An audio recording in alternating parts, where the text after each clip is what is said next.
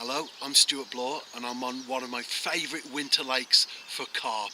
Been here before, you'll probably recognise it, and I'll tell you which venue it is in the written blog that accompanies this. But it's a Kimber Freeliners water, so that's a clue for you at the beginning.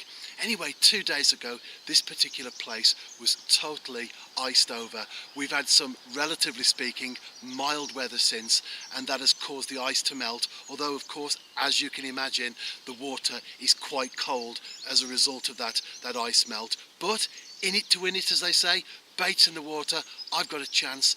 I'm looking forward to this session that I've got planned for the whole of the day. I was here at first light, so I'm giving myself maximum time to get some carp on the bank. Rods are out, I'm going to make a cup of tea, and hopefully I'll have a fish on the bank soon. I'm in my 50s, and the night before an early start like today, I can't sleep. I kept waking up during the night, not because I was troubled or bothered or anything on my mind, but purely and simply because I was like the kid on Christmas Eve who's excited and can't get off to sleep. In fact, I got up not only before the lark, but before the alarm clock. I beat it by an hour. I just couldn't wait to get out on the bank. I always take my binoculars with me when I go fishing, and the sort of angling that I'm doing today, the rods are on a pod, I've got a bite alarm and a receiver in my pocket, perfect for viewing the natural world around me. I don't have to focus on a float or concentrate on a tip. I can take in a little bit more of the natural world around. Anyway, if you see bird species and numbers appearing on the video, then you'll know what it's all about. I've set myself a target today. I'd like to see 20 different types of birds, but more importantly, of course, I am here to fish. I'd like to get some carp on the bank.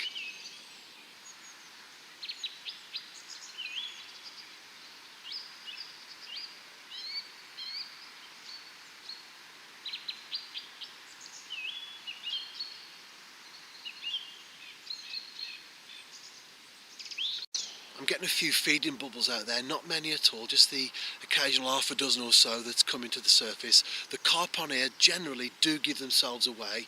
The bottom is quite silty, it's a shallow lake, and the activity of the feeding fish always results in lots of bubbles coming to the surface. But of course the conditions today, the fish aren't as active as they normally would be, but I'm getting liners as well, so I know there's some sort of activity going on out there. And if I were a gambling man, I would be waging a bet now on the fact that at some point in the next hour I'm going to be playing a fish.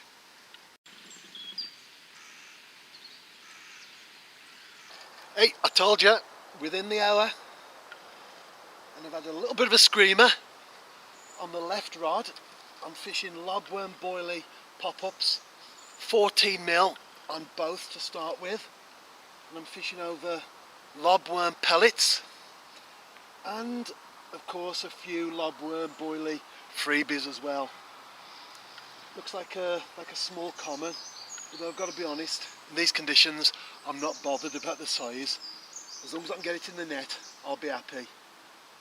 It's fighting quite well. As I said, not a big fish, but very, very welcome.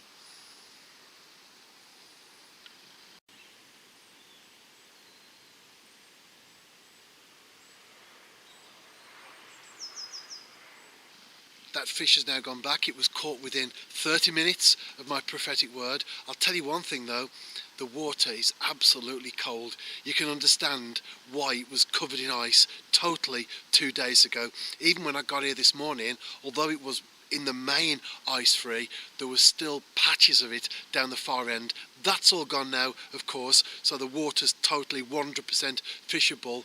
But the downside is that it's ice melt that's gone in, which of course keeps the temperature low, makes it more of a challenge, but when you get a fish on the bank, it becomes even more rewarding.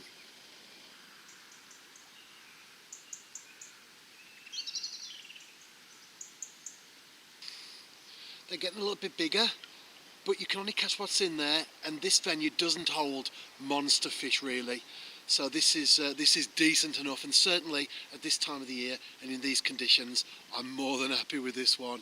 And if they continue to put a few pounds on and I catch more, I'll definitely be a happy camper.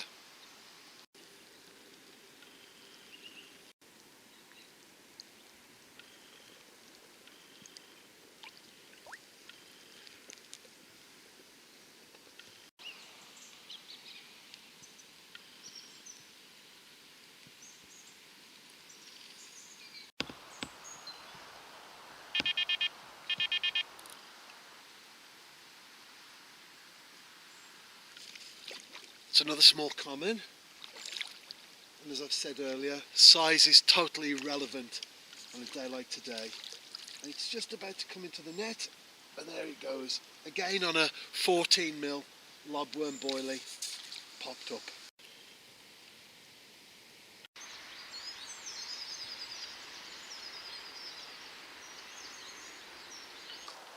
And while that fish is still resting in the net, and I was baiting up to cast out, I've had a fish on the other rod, and this is two 10mm pop-ups this time, both lobworm,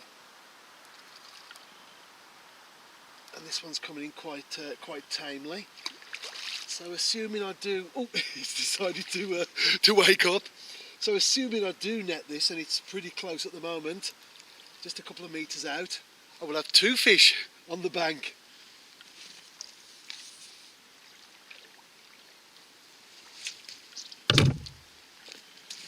I had a hook pull right at the very end.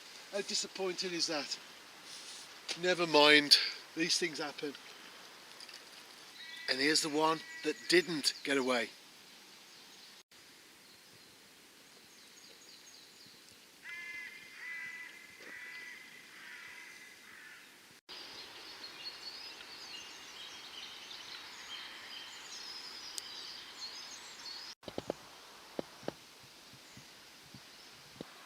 I'm fishing arguably the toughest of conditions, ice melt on a shallow lake. I think if you do fish in winter, not just in these particular conditions, but in harsh ones generally, there are a number of boxes that you have to tick to at least give yourself a chance, and if possible, to give yourself the edge. First of all, I think the actual venue is important. Some places, for some reason often unknown to us, outfish others during the winter. I know lakes that are identical next to each other, fed by the same brook, identical almost like twins, and yet one will produce during the winter and the other one is pretty much a waste of time, and we don't know why that is the case in situations like that. Other venues we get a bit of an idea why it will produce and why it will throw fish up during the winter, but the bottom line is get yourself a place that produces. On this particular lake, I found it out by chance, if you like. I came and fished it during the winter.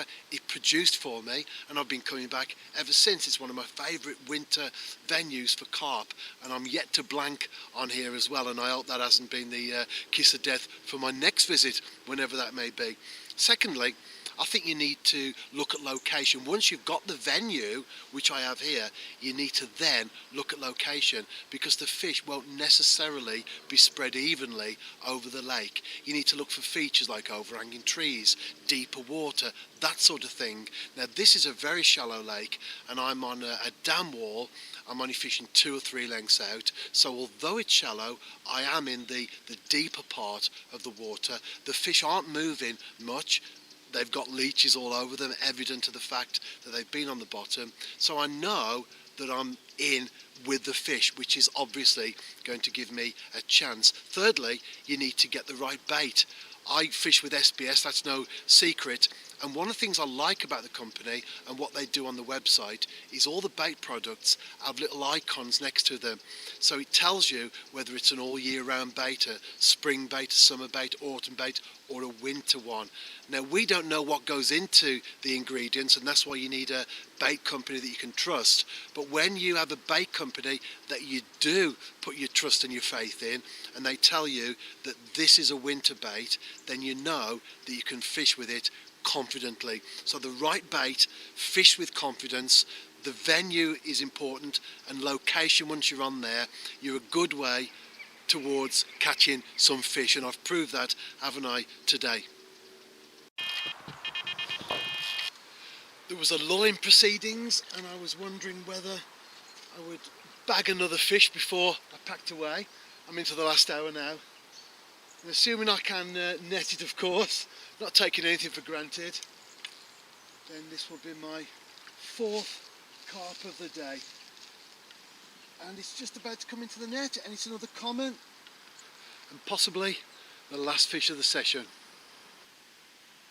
said it was probably my final fish. Well, I love to be proved wrong on things like this. Same rod, cast out within 5 minutes, off on a screamer.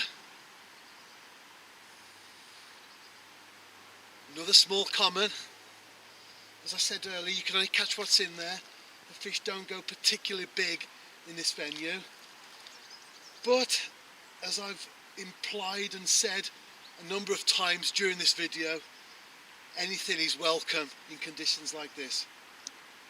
There it is, just a small one. But as I said, very, very welcome, and certainly made my day. And look at the colours on that, especially on the tail. Beautiful. Well, they keep coming. I took the pod down and I got the rods just on the ground, so I had to watch them, of course. And the one let me know there was a fish on the end for sure. Looks like another common, surprise, surprise. But I'll be very happy to net this one. And this one doesn't want to give in. But, oh no! I've had another hook pull. I saw the fish's head come out the water there as it turned, and yeah, the hook came out. Never mind, eh? These things happen. And I've had the luxury of 2 hook pulls today, and I've still had a decent bag of fish. The video comes to an end. I hope you've enjoyed it. I've certainly enjoyed the challenge of the conditions today, and getting the fish on the bank, well, that's been a brilliant bonus, the icing on the cake, because after all, it's just good to be here sometimes, isn't it? Why not subscribe to my channel? And if you're on Facebook, send me a friend request. I'll grant it. And instead of listening to me talking on the videos every week, we can actually communicate with each other on there. Out and about yourself, tight lines, and I'll see you next week.